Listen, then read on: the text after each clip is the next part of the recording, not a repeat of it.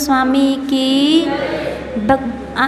परम पूज्य आचार्य भगवंत गुरुदेव श्री विद्यासागर जी महाराज की, ज्येष्ठ श्रेष्ठ हरिका श्री गुरुमती आदर्शमती माता जी की,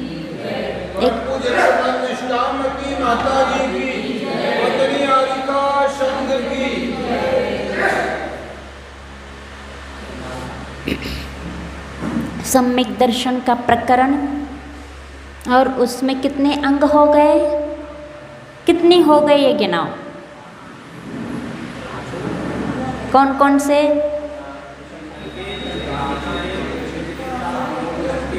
उपगोहन। बच्चे कितने हैं? 3 बचे हैं। आ गए 5 अंग आपके पास आ गए, दिमाग में बस आए कि जीवन में भी लाने का प्रयास करोगे।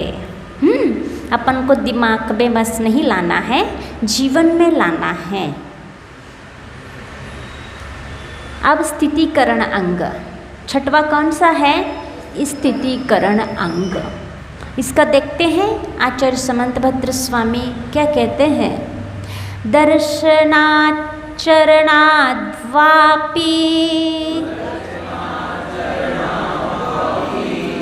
दर्शनात् चरणात् वापि, चलतां धर्मवत्सलैः, चलतां धर्मवत्सलैः, प्रत्यवस्थापनं प्राज्ञैः, प्रत्यवस्थापनं प्राज्ञैः, स्थितिकरणमुच्यते, स्थितिकरणमुच्यते। बोलिए।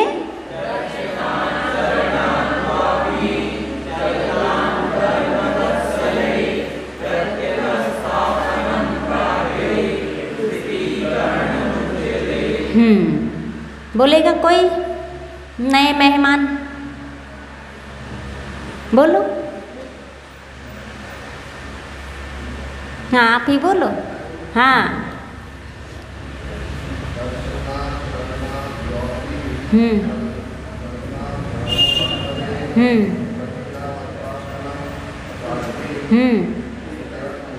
बहुत बढ़िया, बहुत अच्छा उच्चारण किया आपने कि आचार्य जो लिख के गए हैं हजारों साल पहले, ऐसे आचार्य समंतभद्र स्वामी ने जो लिख के गए हैं उनके ऊपर हम उपकार कर रहे हैं कि उनने हमारे उपकार किया है, उनने किया ना, और उसका उच्चारण करके हम धन्य हो गए, उपकार नहीं किया।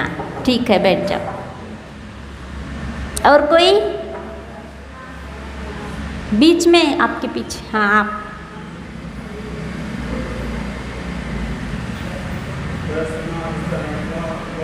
नहीं, फिर से। हाँ।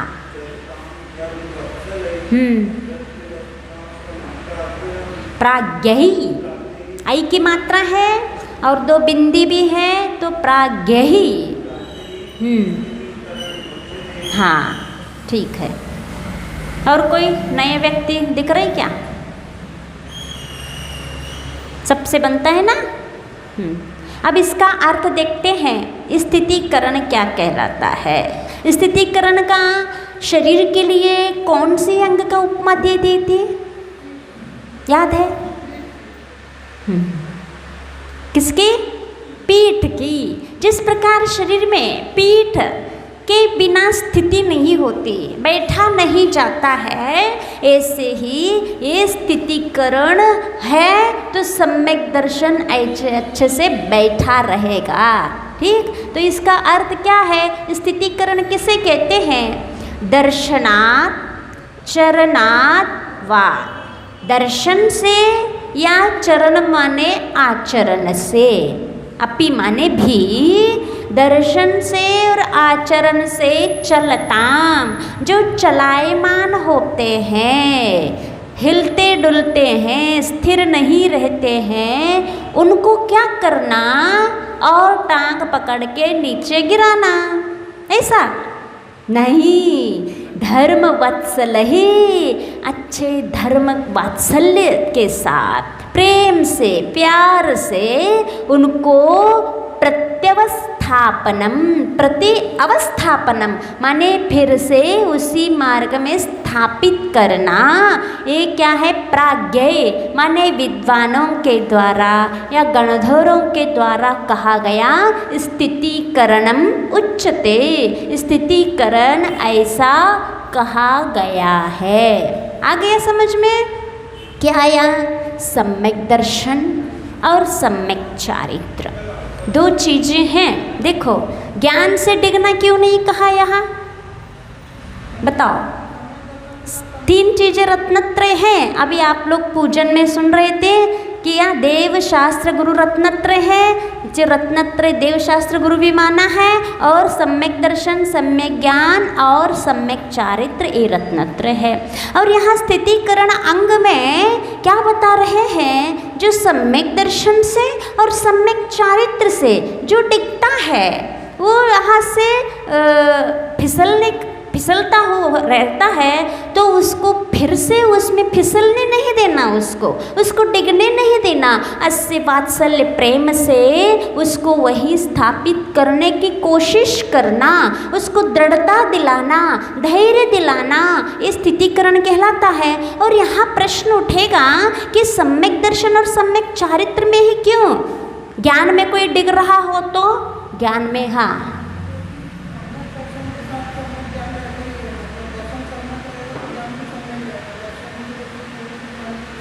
हाँ, ये तो ठीक है, सम्यक दर्शन है तो सम्यक ज्ञान है।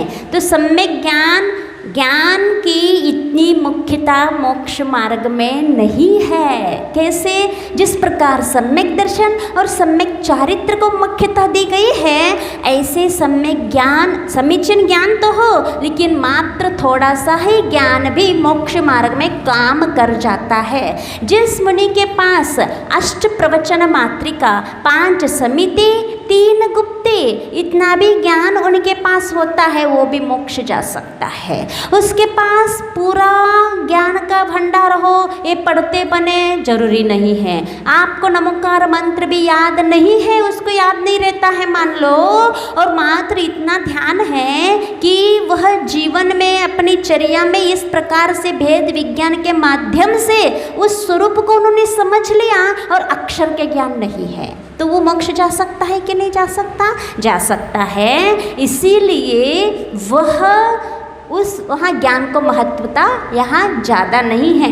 आचार्य भी कहते हैं लंबे चौड़े ज्ञान की आवश्यकता नहीं है। अपनी चर्या को, अपने आचरण को सही रखो तो वहाँ आपका कल्याण हो जाएगा। ऐसे जिसको पूरा बिल्कुल ज्ञान नहीं था, ऐसे एक महाराज प्रसिद्ध हुए, कौन? शिवभूति महाराज, जिनको कुछ भी ज्ञान नहीं था, नमोकार मंत्र भी याद नहीं रहता था, लेकिन वैराग्य हो गया, मोक्ष आत्म कल्याण के लिए उनके भाव जग गए और दीक्षा ले ली गुरु से। और गुरु से जब अध्ययन करते तो कुछ भी याद नहीं रहता था, नमोकार मंत्र पढ़ाते थे गुरु, वो भी भूल जाते थे दूसरे दिन। फिर उन्होंने कहा मेरा कल्याण कैसे होगा, मुझे कुछ भी याद नहीं रहता है, नमोकार मंत्र भी याद नहीं रहता है। गुरु कहते हैं कोई बात नहीं, तुम इतना बस याद रखना, मारुष मातुष, क्या? तुम राग मत करना, तुम द्वेष मत करना। मारुष और मातुष, राग, रोष माने द्वेष और दुष माने राग, ये बस नहीं करना। इतना भाव आप समझ लो, इतना समझ कर बस इतना रटते रहो, राग, मुझे राग नहीं करना, मुझे द्वेष नहीं करना, और इस प्रकार से करते रहना, वो हो जाएगा। अब क्या, अब भाव तो समझ लिया, लेकिन वो शब्द भी भूल गए। गुरु ने क्या कहा था? मारुष मातुष। अब एक दिन जा रहे थे, चर्या को जा रहे थे, विहार करके जा रहे थे, रास्ते में एक महिला क्या कर रही थी? दाल साफ कर रही थी, हाँ, उड़द का दाल। तो वो देखते हैं और वो देख के उनको ये पूछते क्या है, तो कहते ये उड़द का दाल छिलका अलग कर रहे हैं फटकार के। तो जैसे ही उस घटना को, उस क्रिया को देखते हैं, गुरु का कहा हुआ उनको याद आ जाता है। यही तो गुरु ने कहा था कि जी रमारुष मातुष नहीं करोगे, राग द्वेष नहीं करोगे भावात्मक, तो आपकी आत्मा आपको दिख जाएगी, आत्म तत्व की उपलब्धि हो जाएगी, आत्म कल्याण हो जाएगा। लेकिन मुझे याद नहीं रहा, ये है जैसे छिलका अलग और उड़द अलग, ऐसे ही हमारा आत्म तत्व बिल्कुल स्वच्छ सुंदर साफ सुथरा है, और छिलका सब मटेरियल क्या है, कर्म नो कर्म सब हमारे आत्म तत्व से दूर है। ये भाव उनको समझ में आ गया, पकड़ में आ गया। जैसे ये चीज अंदर उतर गई, छिलका अलग उड़द अलग, ऐसे ही हमारा आत्म तत्व अलग है, हमारा कर्म और शरीर हमसे भिन्न है। इस स्वरूप उनको पकड़ में आ गया, जाके सीधे बैठ गए, वही चीज पकड़ के उस उदाहरण से ये दृष्टांत उनको समझ में आ गया। आचार्य भगवान भी, आचार्य महाराज भी हम लोगों को अलग अलग उदाहरण देके क्यों समझाते हैं, क्योंकि संसारी आत्मा को वो जिस में वो जी रहे हैं, जिसका अनुभव कर रहे हैं, उनके जीवन में जो भी व्यवहार में आ रहे हैं, उन चीज़ों को समझाकर यदि धर्म समझाते तो जल्दी समझ में आ जाता है। इसीलिए उदाहरण के माध्यम से आत्म तत्व को, धर्म को समझाया जाता है। तो उन महाराज को वैसे महाराज ने समझा तो समझ में नहीं आया। उड़द दाल और छिलका से एक महिला, देखो निमित्त कहाँ मिल जाता है, कैसे मिल जाता है। निमित्त भी बहुत बड़ा काम करता है, लेकिन वो हम कहाँ पकड़ पा रहे हैं वो बात अलग है। बड़े बड़े ज्ञानी भी समझा के जाते हैं, लेकिन समझ में नहीं आता है। और कहीं थोड़ा सा निमित्त, कहीं छोटा सा मिल जाए, उस समय हमारी उपादान की जागृति हो सकती है। इसीलिए गुरु लोग भी प्रयास करते रहते हैं, आज नहीं समझ में आएगा, कल आ जाएगा, परसों आ जाएगा। इस माध्यम से नहीं समझ में आ गया, दूसरे विषय से समझ में आएगा। इस प्रकार से कौन सा निमित्त आपको अंदर टच करे, हृदयंगम हो जाए, वो हृदय तक पहुंच जाए, हम कह नहीं सकते। और कब आपकी आत्मा की जागृति हो जाए। तो ये शिवभूति महाराज को हुआ और हृदय तक पहुंच गया, स्वरूप समझ में आ गया और जाके बैठ गए कि आत्मा भिन्न और शरीर भिन्न। वो अनुभव करने लगे, दिमाग में नहीं, अनुभव की बात है। और केवल ज्ञान हो गया तो वहाँ कोई द्वादशांग ज्ञान की जरूरत नहीं है।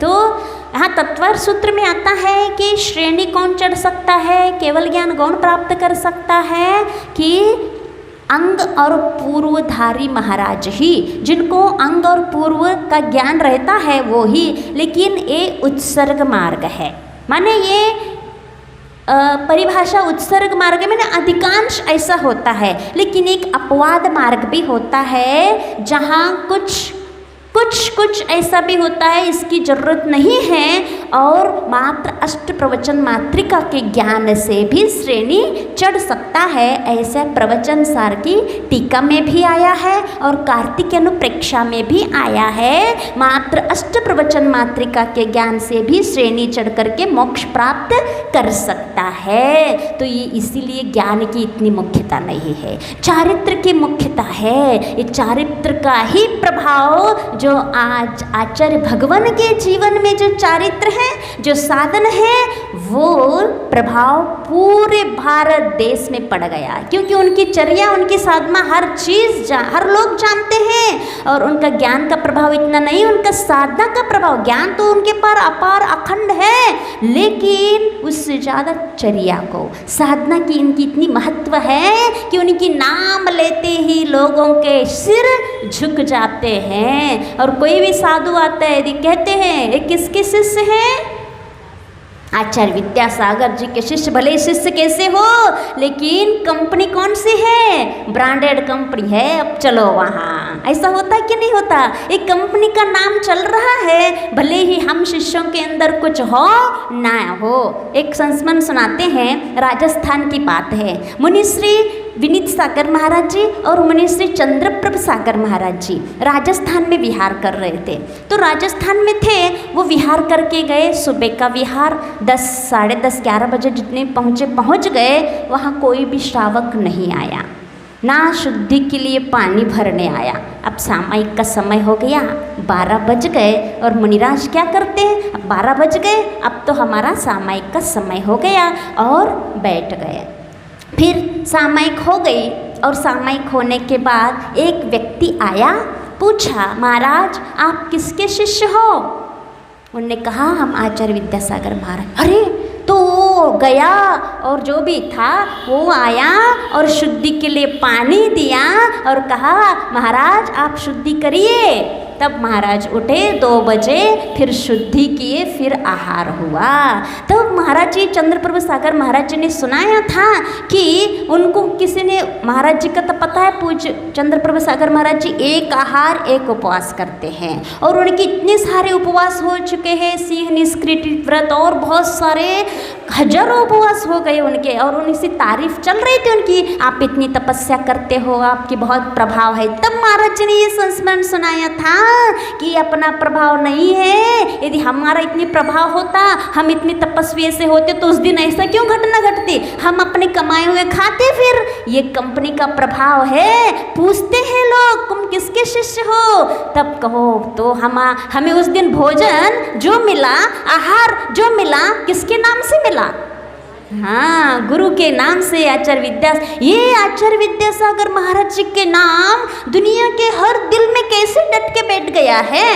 उनकी चर्या से, उनकी साधना से, उनकी संयम से, उनकी अनुकंपा से उनके शिष्यों को ज़्यादा कमाने की जरूरत नहीं रहती। आचार्य विद्यासागर जी की जय बोलो और अपन भीड़ अपने आप आ जाती है, पूछने वाले अपने आप आ जाते हैं, कहीं कोई किसी भी प्रकार की कमी नहीं होती। ये चरण, ये आचरण, यहाँ आचरण से डिगने वालों की बात चल रही है, लेकिन एक तरफ से हम अपनी तरफ से बता रहे हैं कि इसको भी स्थितिकरण कह सकते हैं कि जो ऐसी चर्या करे, ऐसी साधना करे कि उनकी चर्या को देख करके लोग लालायित हो जाए, उस चर्या को पालन करने के लिए, उस चर्या को जीवन में लाने के लिए लालायित हो जाए, ऐसी साधना हो, ये भी एक तरह से स्थितिकरण कह सकते हैं। लेकिन जो है नहीं उनको लाना, ये भी तो अच्छी बात है। और जो यहाँ तो ये कह रहे हैं जो हैं और डिग रहे हैं उनको स्थापित करना तो स्थितिकरण तो है ही। तो यहाँ कोई चर्या से, दर्शन से, सम्यक दर्शन से डिग रहा है, होता है ऐसे। रोज मंदिर आते हैं, रोज अभिषेक पाठ करते हैं, बहुत धर्म करते हैं, लेकिन जीवन में कभी ऐसी घटना हो जाती है, हमारा जो प्यारा पुत्र, प्यारी पुत्री या प्यारी पत्नी वो चाहे क्या जाती है, चल बसती है, या हमारे व्यापार में इतना घाटा आ जाता है हम उसको सह नहीं पाते हैं। ऐसे या हमारे मित्र के साथ ऐसा होता है, या हमारे कुटुंबीजन हमारे साथ ऐसे व्यवहार कर देते हैं तो हम उसमें बहुत दुखी हो जाते हैं और पूरा किसके ऊपर थोपते हैं, धर्म के लिए। हम रोज धर्म करते हैं, अभिषेक करते हैं, उसके फल मुझे ये मिला, अब आज से मंदिर जाना बंद। ऐसी घटनाएं सुनने में आती कि नहीं आती है? और किसके ऊपर थोपते हैं, धर्म। ये धर्म करने से कुछ नहीं होता। मैं कब से, वर्षों से, सालों से धर्म करता आया और कितने घंटों बैठता, मुझे ये फल मिला। धर्म में कुछ नहीं रखा है, धर्म का फल कुछ नहीं होता है, आज से मंदिर जाना बंद। तो ये क्या है, धर्म से चलायमान हो गए, धर्म से विचलित हो गए। और उन व्यक्ति को अपन को क्या करना चाहिए, ऐसा नहीं होता है। धर्म का फल तो प्योर है। क्या होता है, उनको ऐसे समझाना, भैया आपका रोग तो बहुत बड़ा रोग है और उसमें थोड़ी सी दवाई देने से आपका रोग मिटने वाला नहीं है। आपके अंदर इतना पाप कर्म बैठा हुआ है, इतनी कलुषता बैठी हुई है, थोड़ी सी ये कणों के अमृत के कणों से वह कालिमा, वह कलुषता मिटने वाली नहीं है, उसका प्रभाव फिर भी फीका पड़ता है। आप और क्वालिटी बढ़ाओ, थोड़ा और धर्म बढ़ाओ, जितना अंदर पाप बैठा हुआ है उससे थोड़ा और धर्म ज़्यादा हो जाए तो पाप वहाँ बैठ जाएगा। तो एक बार ऐसा ही हुआ, ऐसी कहानी सुना रहे हैं कि एक व्यक्ति बहुत परेशान था जीवन से, हर चीज़ से वह हार रहा था। तो एक पंडित के पास गया, ऐसे पोंगा पंडित जैसे रहते हैं उनके पास गया, जो ज्योतिष या वास्तु या फिर ये सही है गलत नहीं कह रहे हैं, लेकिन आज जो प्रचलन में आ रहा है उसके तरीके बदल गए हैं। जो व्यापार समझ के ये काम कर रहे हैं वो सही नहीं बताते हैं, और जो सही समझ करके उसका अध्ययन करके सही बताते वो सही है। हर लोगों को हम गलत नहीं कह रहे हैं, लेकिन वो एक पंडित के पास गया, अपनी परेशानी बताया, क्या कर रहे। तो उसने कहा एक काम करो, तुम है ना भूरी बिल्ली पालन करो। किसका? भूरी बिल्ली पाल लो, सफ़ेद बिल्ली, तो तुम्हारी परेशानी दूर हो जाएगी। आजकल ऐसे भी वास्तु आए हैं कि घर में ऐसी चीज़ रखो तो वास्तु दोष दूर हो जाता। अभी पहले कुछ साल पहले हम लोग घर में थे, तब सुना था एक बहुत पेट वाला व्यक्ति का पुतला रखते थे लाके, कि इससे क्या होता है, वास्तु दोष दूर हो जाता है। तो ये ऐसी कुछ चीज़ें होती हैं, और वास्तु का दूर करने के लिए कुछ चीज़ें होती हैं। तो उसने भी बता दी, भैया एक भूरी बिल्ली पाल लो तो तुम्हारी परेशानी दूर हो। कुछ वास्तु ऐसे होते हैं जो क्या पहनते हैं आप लोग, कछुआ। हाँ, ये भी एक परेशानी दूर करने के क्या है। अब ये सब बाहरी है, अंतरंग में जब तक सशक्त निमित्त नहीं मिलेंगे, बहिरंग ये कुछ काम करने वाला नहीं है। अंतरंग निमित्त भी तो मिलना चाहिए। तो वो भूरी बिल्ली पालने के लिए बोला, बहुत अच्छी बात है, ना कुछ खर्चा ना कुछ, एक बिल्ली बस लाना है, और बिल्ली ला ली और पालने लगा। अब बिल्ली आने के बाद भी उसकी परेशानियां दूर नहीं हुई। अब क्या, अब वो फिर उस पंडित के पास जाता है, भैया हमने तो बिल्ली पाली है लेकिन कोई परेशानी में कमी नहीं आ रही है। तो वो कहता है, अच्छा बताओ आपके घर के सामने कौन रहता है? वो कहता तेली। अब आपके घर के पीछे कौन क्या है? तो बेर का पेड़ है। तो वो कहता है, आगे तेली पीछे बेरी, बीच में क्या करे अकेली भूरी। हाँ, मतलब आपके जीवन में, इसका मतलब कहने का ये तो एक कहानी है ऐसी, इससे अपन को ये समझना है कि आपके अंदर इतना पाप बैठा हुआ है, निधत्ते निकाचित रूप आप पाप बांध के आए हो। पूर्व जन्म में या इसी जन्म में भी किसी के साथ ऐसा व्यवहार करके इतने घना पाप लेके बैठे हो, और थोड़ा सा मंत्र दे दो महाराज, थोड़ी सी कुछ ऐसी शांति के लिए विधान बता दो तो हमारी कष्ट निवारण हो जाए। पहले अपने अंदर देखो कि हमारा पाप कितना कलुष, कितना मोटा बैठा हुआ है, और इतना बांध लो। इसके शांति के लिए विधान पूजन आदि बताया है। वो करने के बाद भी यदि निवारण नहीं होता तो समझ लेना बहुत प्रकृष्ट रूप से आपका पाप बैठा हुआ है। तो उसका पूरा धर्म के लिए नहीं थोपना कि हमने ये किया तो भी दूर नहीं हुआ। धर्म ने उसका फल तो उसने दिया, लेकिन पूरा आपका धुला नहीं है, क्योंकि वो बहुत जकड़ के बैठा हुआ है। उसके लिए तो और महान तपस्या आपको करनी पड़ेगी। जैसे सीता अंजना ने पूर्व भव में ऐसे पाप बांधा था, निधत्ति निकाचित रूप। जो भी देव शास्त्र गुरु की अवहेलना करता है, अनादर करता है, अपप्रचार करता है, उसको कौन सा बंद करता है? निधत्ति और निकाचित। ये क्या कहलाता है निधत्ति निकाचित? कर्म के 10 अवस्थाएं रहती है। कितनी अवस्थाएं हैं? उसमें से एक निधत्ति और निकाचित भी रहता है। वो ये कहला, जैसे कर्म बंधा, आपको बंधने के बाद एक एज लेके बनता है, और एक पावर भी रहता है, उसको फल देने की शक्ति जिसे कहते हैं। वो जो स्थिति और वो अनुभाग जो बनता है, बंधने के बाद यदि वही विपरीत परिणाम हो गए, मान लीजिए आप कषाय करके स्थिति अनुभाग बांधा कर्मों को, और यहाँ मंदिर आके बहुत विशुद्धि बढ़ाई आपने, तो वो जो स्थिति अनुभाग पावर था, उसकी स्थिति थी, वो कन्वर्ट हो सकता है, कम कम हो सकता है। ये अवस्थाएं कर्मों में व्यवस्था है इस प्रकार की। तो ये कब होता है? सांसारिक अवस्था में छोटे छोटे मामलों में थोड़े थोड़े कषाय करते हो और वो बांधते हो और धर्म करते हो तो वो कन्वर्ट हो जाते हैं, उनकी स्थिति कम हो जाती है, उनका पावर कम हो जाता है। लेकिन देव शास्त्र के प्रति या कोई धर्मात्मा के प्रति, सज्जन व्यक्ति के प्रति, या ऐसे काम ऐसे करते हो बहुत क्लेश पहुंचाने वाला और ऐसे बहुत कषाय के साथ करते हो, वो ऐसा जम के बैठता है। आप यदि प्रायश्चित पश्चाताप भी करते हो तो पूरा नहीं धुलता है, वो कहलाता है निधत्ति और निकाचित। ये किया था सीता ने, जब एक आरिका और एक शुल्लक अकेले में बात कर रहे थे। पूर्व भाव में वो देववती थी, एक स्त्री थी वो सीता, देववती नाम की। तो उसने दूर से देख लिया एक मुनिराज, एक आरिका, ये मुनिराज ऐसे बात कर रहे थे, अकेले कोई नहीं था। तो उसने देख लिया, वो धर्म चर्चा कर रहे थे इसलिए देख लिया और अपप्रचार कर दिया, इनका गलत संबंध है। तो ये कर्म बंध गया। तो इसका कर्म का फल ये हुआ कि उनको उनके प्रति भी अपवाद हो गया, रावण को लेकर के कि हाँ बहन थी, मुनिराज की बहन थी वो आरिका जो बात कर रही थी। तो उन्होंने गलत संबंध बता दिया और प्रचार किया। तो यहाँ भी इस भाव उसने तुरंत पश्चाताप किया उस वेद में, इस पर्याय में उनको समझाया, किसी ने तुमने ये गलत किया तो पश्चाताप किया, प्रायश्चित लिया, नहीं धुला। क्यों? आपने गुरु के साथ ऐसा किया है। तो यहाँ आकर के उनका भी क्या अपवाद हुआ? रावण हर के लेके गया।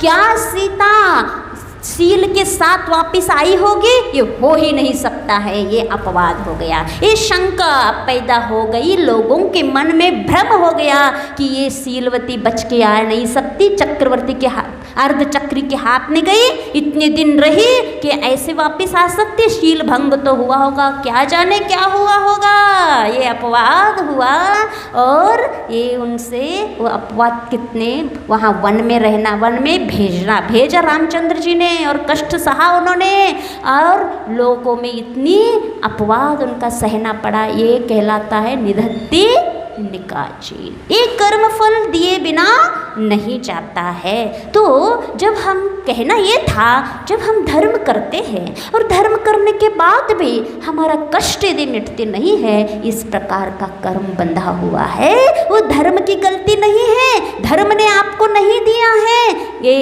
इस प्रकार से सोच के कभी धर्म मत छोड़ना कि हम बहुत धर्म कर रहे तो भी हमारे साथ अन्याय हुआ, हमारे साथ गलत हुआ। धर्म के ऊपर मत थोपना कभी। धर्म तो स्वच्छ है, प्योर है और अच्छा फल देने वाला है, लेकिन उसको करने वाला व्यक्ति अच्छा नहीं है, अच्छे क्वालिटी से, अच्छे परिणामों से उसको किया नहीं है। देखो जितने लोग अभिषेक करते हैं सबके एक से परिणाम रहते हैं क्या? एक सी क्वालिटी के परिणाम रहते हैं क्या? देखो हर लोग कलशाधार, कोई बहुत भावाभिभूत होकर के अहो भाग के धन्य घड़ी इस प्रकार के गदगद होती हुई अभिषेक कर रहे हैं, और कोई आ गए अपने सुस्ती से, कोई भावों में इस प्रकार के उत्साह नहीं है, आए हैं रूटीन है, आना है, आते हैं इसलिए आए और अला करके ऐसी कलशा चढ़ा दिया। इस प्रकार के कितनी प्रकार की वैरायटियाँ हो सकती हैं। जितनी वैरायटियाँ आपके परिणामों में है उतनी वैरायटियों का पुण्य आपको लगेगा। आपने धर्म किया ये तो आप कह रहे हैं, लेकिन किस प्रकार से, किन क्वालिटी के परिणामों में क्या क्वालिटियाँ रहती है रोज रोज, ये आप देखते हो क्या? नहीं देखते। क्रिया बस देखते हैं, हम 1 घंटा बैठते हैं, लेकिन 1 घंटे में आपके जो परिणामों में उत्साह, उमंग, भक्ति रहता है उसमें क्वालिटी आना चाहिए। तब कहीं आपका जो जीवन में पाप है वो टूट सकता है। इसीलिए ये कहो कि हम धर्म अच्छे से नहीं कर रहे, कर तो रहे हैं लेकिन भावों से भींग के नहीं कर रहे हैं, इसीलिए हमारी जो दुख दर्द है, जो व्याघात है, पीड़ा है, वो दूर नहीं हो रही है, पाप नष्ट नहीं हो रहा। आया समझ में? धर्म करने के बाद भी हमारे जीवन में क्यों आपत्ति बनी रहती है, क्यों प्रतिकूलताएं आती रहती है?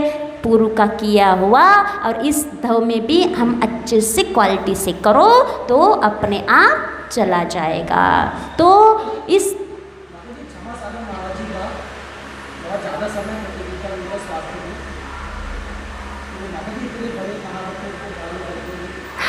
हाँ, जो देखो, हम परेशानी किसको कहते हैं? बोलो आप लोग, परेशानी किसको कहते हो? बाहरी चीज़ों को। और साधक परेशानी समझता है अंतरंग की चीज़ों को। बाहरी हमें कितनी भी प्रतिकूलताएं आए, हम परेशानी समझते हैं यदि हमारे पास धन अच्छा नहीं आ रहा है, परिवार सही नहीं है, हमारे अनुकूल वातावरण नहीं है, हमारा शरीर साथ नहीं दे रहा है, ये सब हमारे लिए क्या है?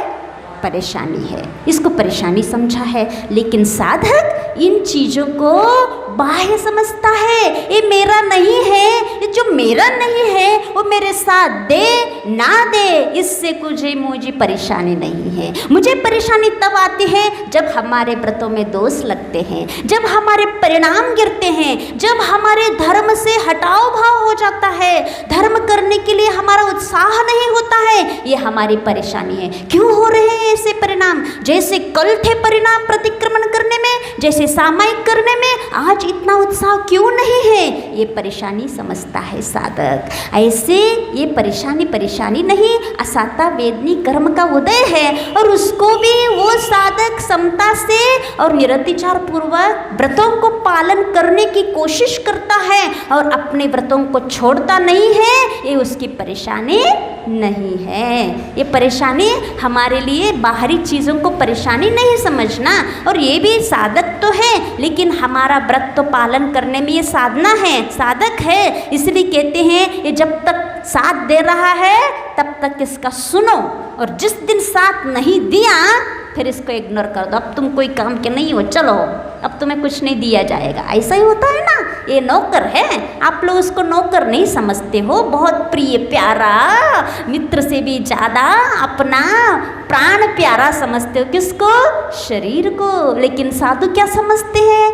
नौकर है, ये हमारा साथ काम कर रहा है, तो चलो 24 घंटे में एक को इसको घुमा ले आते हैं, फिर ये चुप बैठेगा। इसको एक बार नहीं घुमाएंगे 24 घंटा में तो ये उठा पटक करेगा, उत्पात मचाएगा।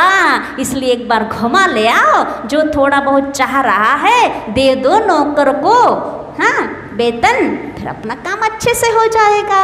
तो ये है कि इस प्रकार के वेतन दो, नौकर है उसको डांट के रखो। यदि ज़्यादा उठपट करते तो सुनना, ज़्यादा मिलने वाला नहीं है, जितने काम कर रहे हो उतने देंगे तुम्हें, ज़्यादा नहीं मिलेगा। लेकिन आप लोग क्या करते हो? सुबह से शाम तक जब चाहे, जितना चाहे, जैसा चाहे देते जाओ। बिगड़ जाएगा वो, बिगड़ा ही है वो तो। इसीलिए ये परेशानी साधु की नहीं कहलाती है, समझ में।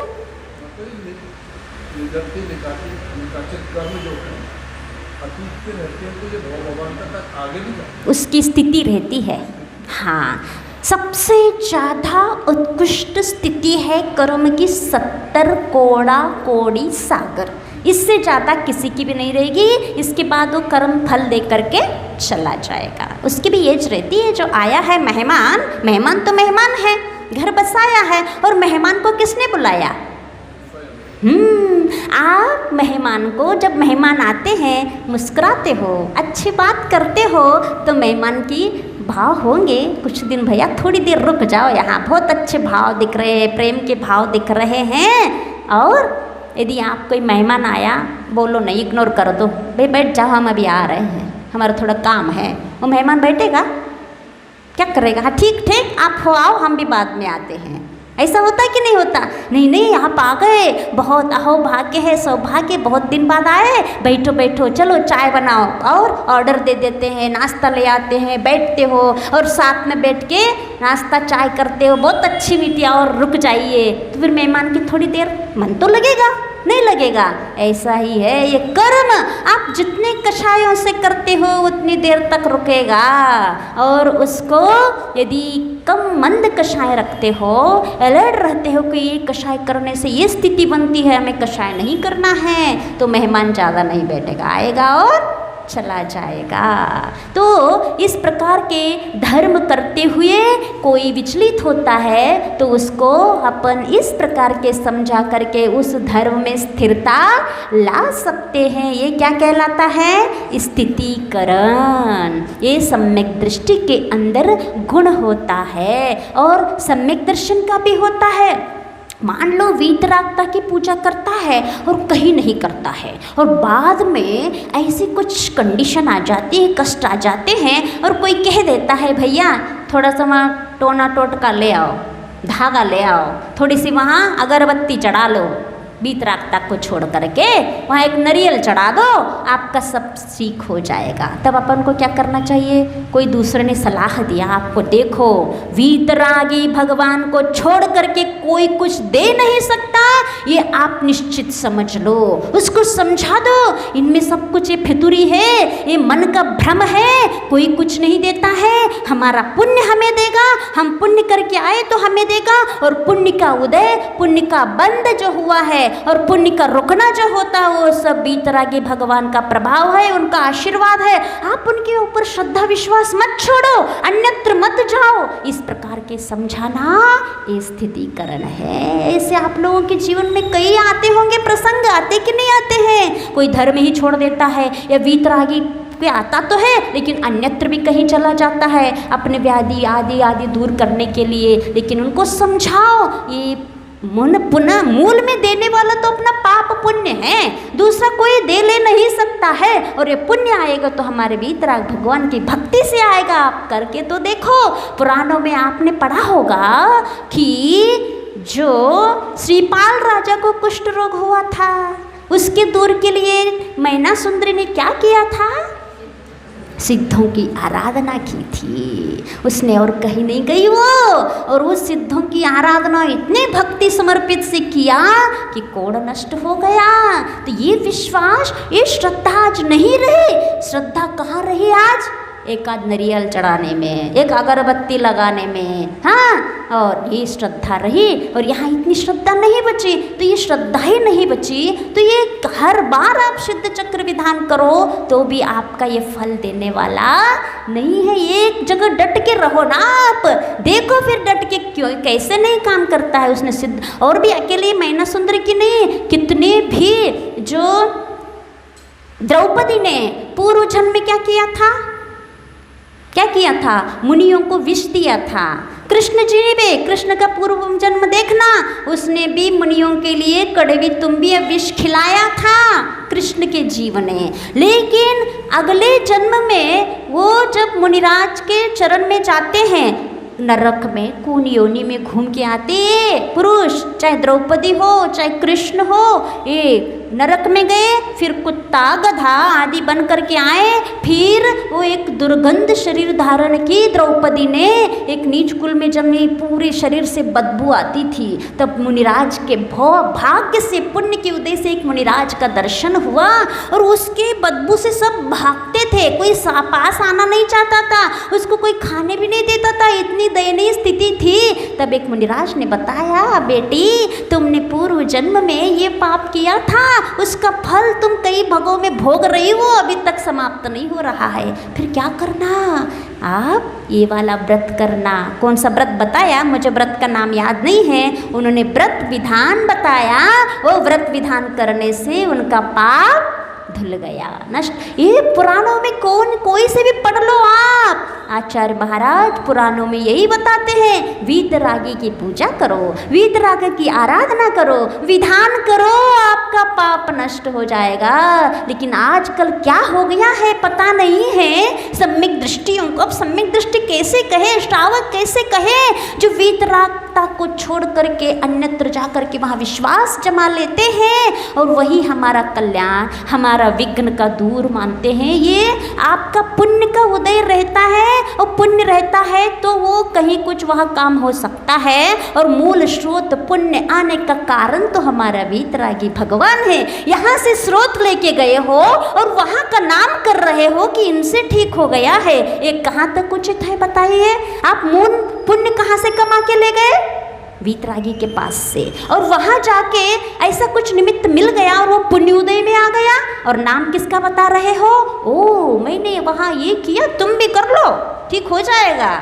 नहीं, गलत, ऐसा नहीं होना चाहिए। सम्यक दृष्टि हो, दर्शन और चारित्र से कोई डिगता हो, न स्वयं डिगना, और ऐसे आचरण करना कि स्वयं दूसरे देख करके आपसे प्रभावित होकर के इसी में स्थिर रहे। और कोई डिगता है तो उनको समझाओ ये सही रास्ता नहीं है, इससे भटक जाएंगे, भाव बढ़ जाएंगे, भाव की वृद्धि हो जाएगी। आए समझ में स्थितिकरण अंग? अब कल एक प्रसंग निकला था नारायण का, नाम आता है मंगला, नारायण का जो है पद, हाँ वो अकेले कृष्ण का नहीं आता। हाँ नारायण का जो पद है निदान के कारण होता है। हाँ और मंगलात्मक का नाम है ये तो उसी को नाम का, हाँ वो भी उनके पूजन करते हैं, उसका अर्थ है। जो अर्धचक्री है, नारायण बने, विष्णु प्रति विष्णु, ये भी भगवान के पूजन करते हैं। मतलब इतने बड़े होकर भी भगवान के पूजन करते हैं। उनकी महिमा गाई गई है कि भगवान का पूजन कौन कौन करता है। ऐसा ही है ना, हमने आज तक मंगलाष्टक नहीं देखा, क्या अर्थ है, यही सा होगा। हाँ ठीक। हमारे बीच में आचार्य कुंदकुंद भगवान की तपोस्तरी कन्नौर वलय से श्री देवदास जी एवं श्री धनी कुमार जी प्रतिमा कर रहे हैं। हम आप लोगों को पूजारी का श्री आमंत्रित करते हैं एवं समाज के जी एवं श्री जिला पद्धति आपसे अनुरोध करते हैं कि तिलक द्वारा श्रावक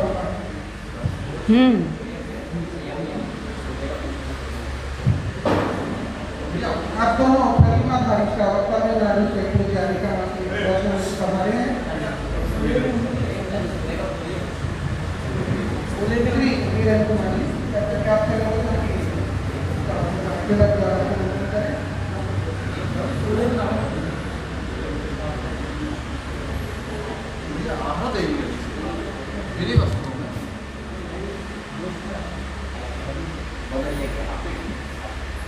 समझ गए वो।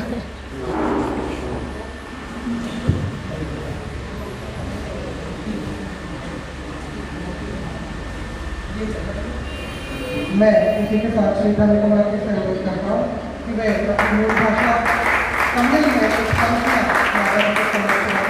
और तमिल को उनको हिंदी कम आती है, कम समझ में आती है, लेकिन फिर भी काम चला लेते हैं वो।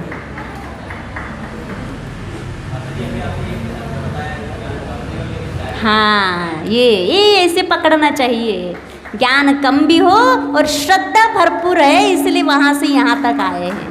ज्ञान माने वो ज्ञान तो बहुत है, हिंदी वाली भाषा वाली ज्ञान।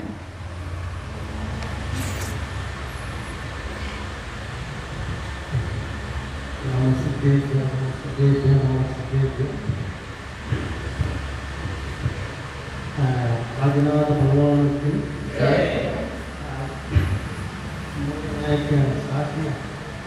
वर्तमान मुताबिक भगवान की आचार्य विद्यासागर महाराज की आचार्य राजेश्वर महाराज की हरीशा बाबू की आचार्य राजेश्वर महाराज तमिलनाडु आने के बाद हम जानते हैं विद्यासागर के सिद्ध इतना सिद्ध क्षेत्र है वो बोल गया। तो पहले हम जानते हैं, तमिल लोग तो कोई जानते हैं, कोई कुछ शास्त्र वगैरह हमको जानते हैं। सामान्य लोग के मध्य प्रदेश से सिद्ध क्षेत्र में विद्यासागर भी नहीं जानते हैं।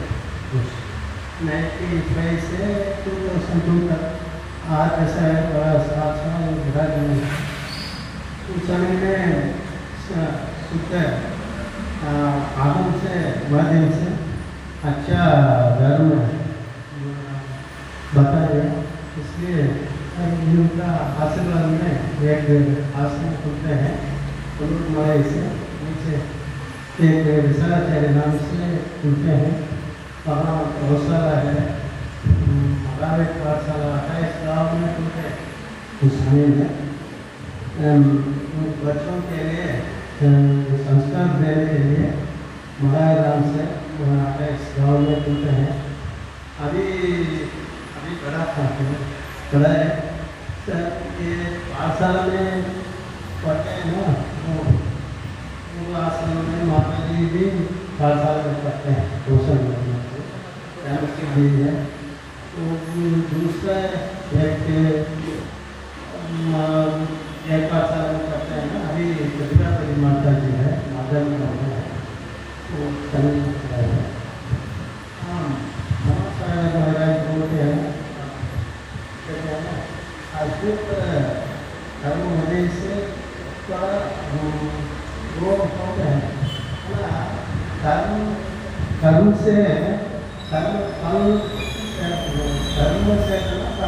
से बोला है ना करते हैं। इसलिए धर्म कैसे है, धर्म के धर्म फल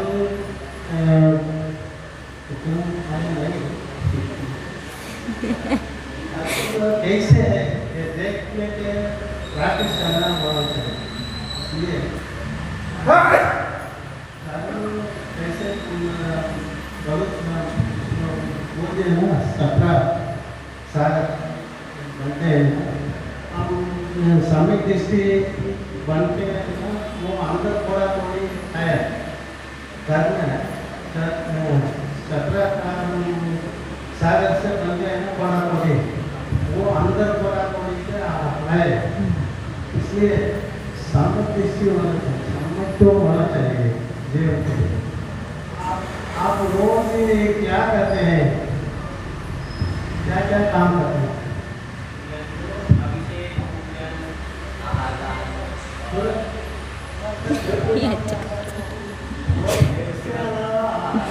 कोई ज़्यादा काम करते हैं रोज, इसलिए क्या 4 प्रकार है। वो कितना काम करते हैं ना, वो 4 प्रकार है। एक ही खाने का फिर खाने का वो करने के फिर भी वृद्धि करने के लिए काम कर सकते हैं। 4 प्रकार है। क्या करते हैं, वो कितना काम करते हैं, इसमें 4 प्रकार के अंदर है। वो भी धर्म में है। हम सामान्य लोग कहते हैं ना रोज इसके ये प्रेमचंद में इसी प्रकार करते हैं, वो भी करते हैं।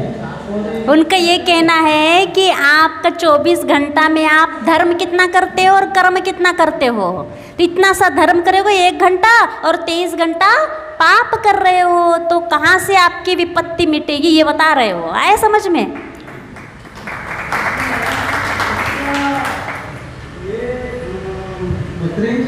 करते हैं, हम भी क्या करते हैं ना, हमको 4 प्रहर बता रहे हो, 4 प्रहर में कितना धर्म करते हो?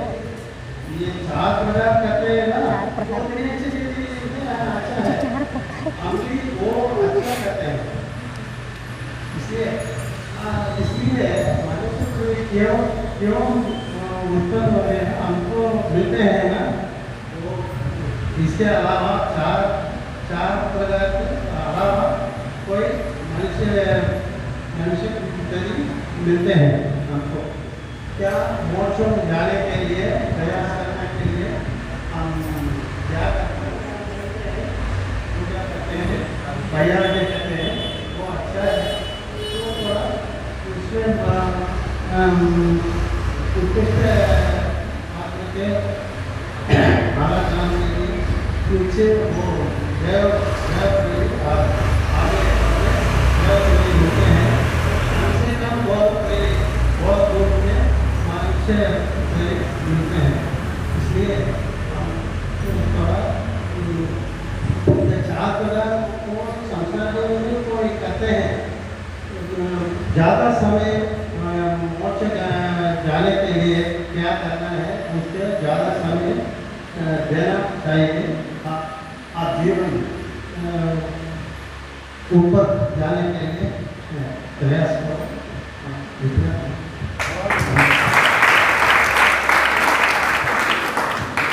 भाषा नहीं आते हुए भी इतनी साहस है आपकी बोलने की। दादाजी वर्तमान स्रोत के लिए निवेदन करते हैं। प्रणाम माताजी। पढ़े 10 मिनट में देख लेते हैं। श्रीवर्धमान जिन देव पदारविंद युग्म स्थितांगुलन कांशु समूह भासी प्रोद्योतिखिल सुरेंद्र किरीट कोटि भक्त्या प्रणम्य जिन देव पदार पदम स्तवीमि। अब 17 नंबर का, हाँ 17 हो गया, 18 ठीक 18। 2 नाम हो गए, वीर और महावीर या महती वीर कैसे पढ़े हैं। अब तीसरा नाम है सन्मति, ये कैसे पढ़े हैं इसमें बताया है काव्य में। शंकाम निधाय हृदितो गगनं चरन्तो शंकां निधाय रधितो गगनं चरन्तो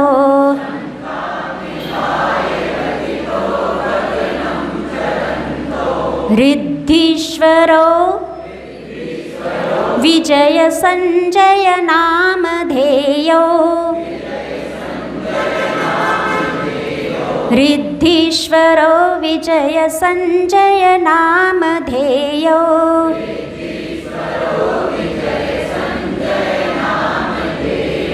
त्वामीश वीक्ष लघुदूरत एव हर्षात् त्वामीश वीक्ष लघुदूरत एव हर्षात्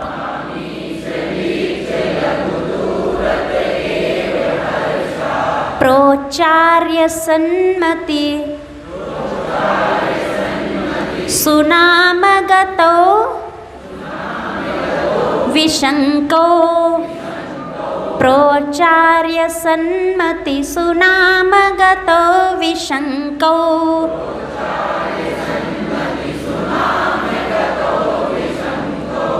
बोलिए शंक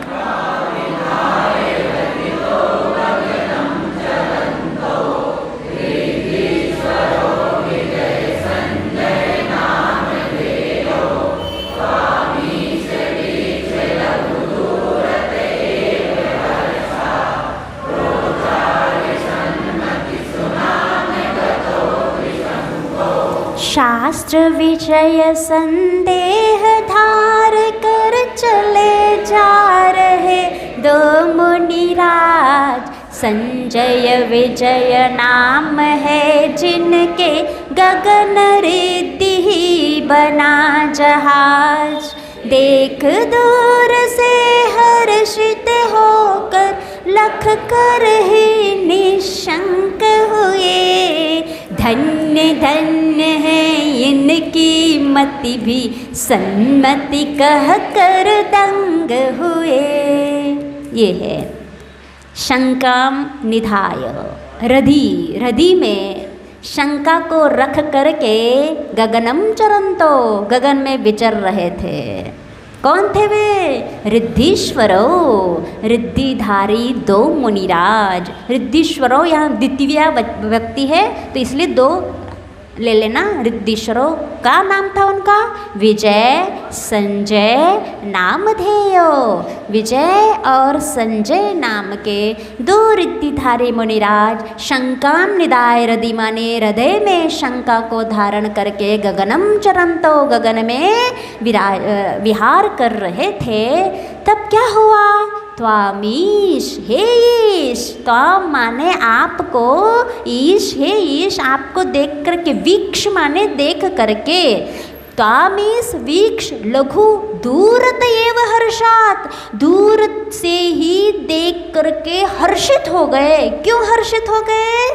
प्रोचार्य गतो विशंको माने उनके हृदय में जो शंका थी, जिज्ञासा थी, गतो माने चली गई। इसीलिए प्रोचार्य क्या कहा, बोला। प्रोचार्य माने बोला गया, कहा गया। सन्मतिम सुनाम, सन्मति ऐसे नाम को नाम से आपको पुकारा गया, आपका नाम सन्मति ऐसा रखा गया। तो वो जो महावीर भगवान बालक अवस्था में थे तब वो नीचे थे, धरती पर थे, और वो दूर से ही रिद्धिधारी महाराज विहार कर रहे थे। तो विहार करते करते उनके हृदय में शंका थी, जिज्ञासा थी। इस शास्त्र में या इस द्वादशांग में उनको जो ज्ञान था, उनको कुछ शंका आ गई थी। शंका का मतलब ऐसा संदेह मत समझना कि है कि नहीं है कि नहीं, नहीं, जो हमें तो श्रद्धा है, विश्वास है, लेकिन वो किस ढंग से है इस प्रकार से क्लियर नहीं होता है, उसको संशय शंका कहते हैं। इस प्रकार की शंका सम्यक दृष्टि को हो सकती है, लेकिन वो शंका नहीं होगी कि धर्म ऐसा है कि वैसा है, ऐसे करने से फल मिलता है कि नहीं मिलता है, ये शंका नहीं, ये शंका सम्यक दृष्टि को नहीं होती है। जब हम स्वाध्याय शास्त्र स्वाध्याय करते हैं तब हमें कोई बात क्लियर नहीं होती है। विश्वास तो है कि भगवान ने ऐसा कहा है, लेकिन हमें क्लियर समझ में नहीं आ रहा है, ये शंका सम्यक दृष्टि को हो सकती है। तो वो शंका उनके मन में थी, और मन में थी, जिज्ञासा समाधान नहीं हो पा रहा था। चिंतन मनन बहुत किया होगा, कहीं रखा भी होगा, लेकिन नहीं हुआ। तो विहार करते करते जा रहे थे, और नीचे बालक महावीर थे, खेल रहे थे, जो भी कर रहे थे, और दूर से ही उनको देखा। जैसे ही उनको देखा तो हृदय में जो उनका शंका थी अपने आप समाधान हो गया। ऐसा भी होता है, बिना बोले बिना पूछे शंका का समाधान। हाँ, शंका समाधान क्या करता है, ऑनलाइन में भी भेजना पड़ता है, पूछना पड़ता है, फिर महाराज वहाँ से शंका समाधान करेंगे, और वो करने के बाद भी हमारी शंका समाधान हो ना हो कोई जरूरी नहीं है, क्योंकि हमारा इतना क्षोभक्षम है हो ना हो कोई ज़रूरी नहीं है। लेकिन उन महान आत्मा का ऐसा प्रभाव था तीर्थंकर का, भले ही बालक थे, लेकिन बालक होने के बाद भी उनका प्रभाव देखो। तीर्थंकर बनने के बाद तो एक अपन ने सुन लिया कि केवल ज्ञान का अतिशय ये होता है कि 1200 योजन किलोमीटर तक वहाँ किसी भी प्रकार का दुर्भिक्ष नहीं होना, जीवों का वध नहीं होना, सबको सुख शांति देना केवल ज्ञान का है। लेकिन यह बालक अवस्था में भी उनका प्रभाव देखो, उनका ओरा देखो कि उनके प्रभाव से ये हुआ कि उनके मन में शंका जो थी वो दूर हो गई, यानी उनका क्षोभक्षम बढ़ गया। इसका मतलब यही हुआ ना कि इनके प्रभाव से, भगवान के प्रभाव से सामने वालों का ज्ञान आवरण का क्षोभक्षम बढ़ गया। ये भी होता है लाभ, ये उनका प्रभाव है। तीर्थंकर प्रकृति सत्ता में है, उदय में नहीं आया। उदय में कब आता है? 13वें गुण स्थान में, जब केवल ज्ञान होगा। लेकिन सत्ता का प्रभाव देखो, अंदर बैठा हुआ है, ये सब चमत्कार हो रहे हैं। ये फिर उन महाराज ने उनकी जब मति अच्छी माने शंका निवारण हो गया, इसलिए उनका नाम आप सन्मति हो।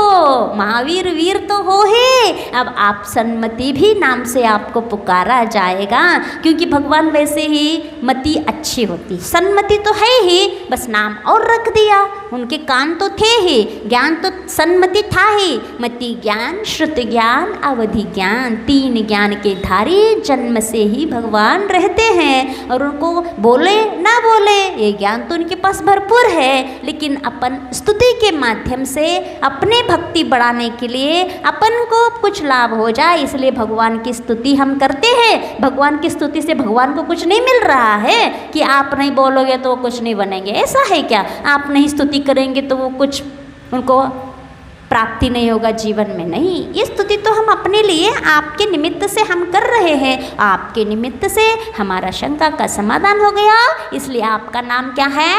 सन्मति। तो ये जो भगवान संबंधित घटित जो भी घटनाएं हैं 5 नाम वाले हैं, आप अपने बच्चों को सुनाया करो। सुनाते हो कहानी? ये कहानी सुनाना आप जाके बच्चों को। आपके बच्चे इस प्रकार के महावीर भगवान के बारे में जाने तो कि महावीर भगवान में हमारे कैसे थे, कैसे नामधारी थे, कि बेटे को ऐसे समझाओ कि महावीर भगवान ऐसे प्रभावशाली थे, ऐसे ज्ञानी थे, ऐसे जीवन था उनको, तो आगे जाके बच्चों के ऊपर ऐसे संस्कार पड़ेंगे कि आप वो बहुत सुसंस्कारित होगा। ये भगवान महावीर के इन काव्य को या फिर कहानी सुना दो, क्योंकि आजकल स्कूलों में क्या है, जैसे हम लोग स्कूलों में देखते हैं विहार करते हो तो रात्रि विश्राम करना रहता है, आहार करना होता है, तो वहाँ क्या बने रहते हैं, कहीं क्या कुत्ते बने हुए हैं, बिल्ली बने हुए हैं, खरगोश, मनुष्य का आकार रहता है लेकिन मुख कैसा रहता है, कुत्ते का रहता है, और वहाँ बोर्ड, वो कुत्ता बोर्ड पकड़ा और वो ABCD लिखा हुआ है। ऐसे स्कूल में क्या ऐसे चित्र बने हुए हैं। इन जानवरों को चित्र से वो बच्चा क्या बनेगा, मनुष्य बनेगा कि जानवर बनेगा?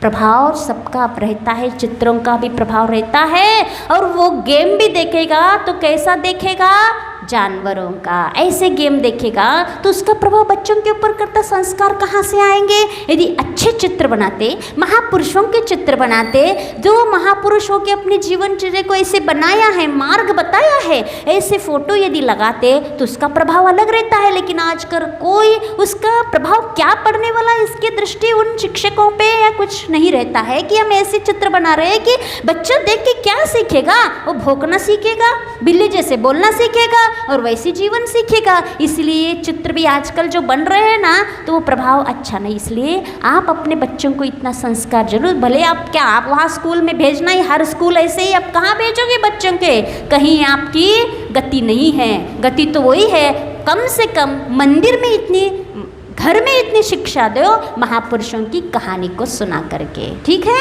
आचार्य भगवान गुरु और विद्यासागर जी महाराज की जय।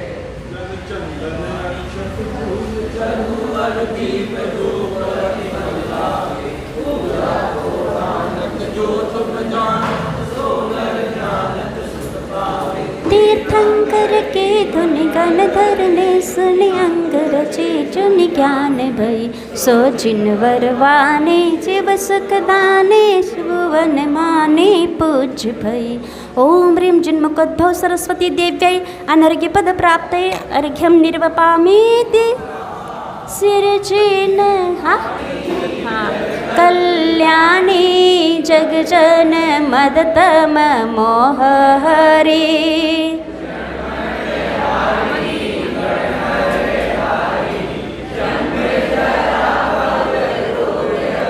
तिथयरानं देवजुनिं जो पढ़ई सुनै मई धारई।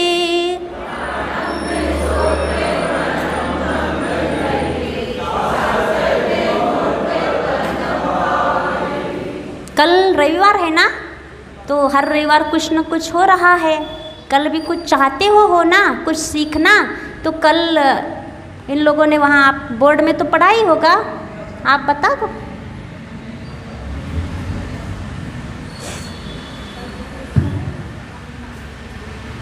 कल प्रातः सुबह 8 बजे से कुलाचार प्रतियोगिता रखी गई है। कुलाचार 3 होते हैं, जिसके अंतर्गत पानी छानना, दूसरा देवदर्शन, तीसरा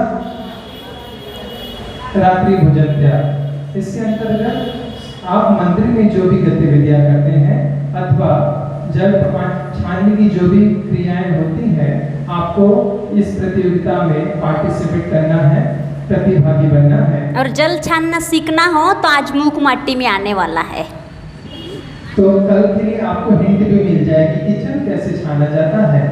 आप कल आइए और प्रतियोगिता में आप पार्टिसिपेट करें, और इसके माध्यम से माता जी भी बताएंगे कि कैसे हमको जल छानना चाहिए, कैसे मंदिर में हमको पूजन करनी चाहिए, कैसे भगवान का परिमार्जन करना चाहिए। प्रस्तुति कैसे करना आप ये बता दो। जी, प्रस्तुति के लिए यहाँ पर आपके पास में ऐसे प्रॉप्स रखे रहेंगे, कुआं बना रहेगा, पूजन की थाल बनी रखी रहेगी। आपको आना है, और आपको अपनी प्रस्तुति देना है। इसके माध्यम से माता जी जज करेंगे कि आपने गतिविधि सही करी है या नहीं करी है। आपके माध्यम से पता चलेगा, आपके माध्यम से औरों को पता चलेगा कि आपने विधि सही करी है या नहीं करी है। तो इसके माध्यम से आप श्रावक कितने विवेकी हैं यह पता चलेगा और आप उस उपाधि से नवाजे जाएंगे, विवेकी श्रावक कौन। हाँ, आयु सीमा नहीं नहीं, किसी को भी उठाया जाएगा। 8 वर्ष से लेकर हाँ, 8 वर्ष से 80 वर्ष तक। 80 से ऊपर वाले भी हो तो वो भी आ सकते हैं।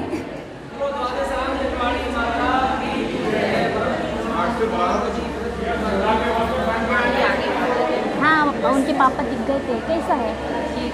ठीक है। वैद्य जी ने बोले 1 आध हफ्ते में ठीक हो जाएगा। वैद्य जी ने? कहाँ के वैद्य जी थे? भोपाल के पास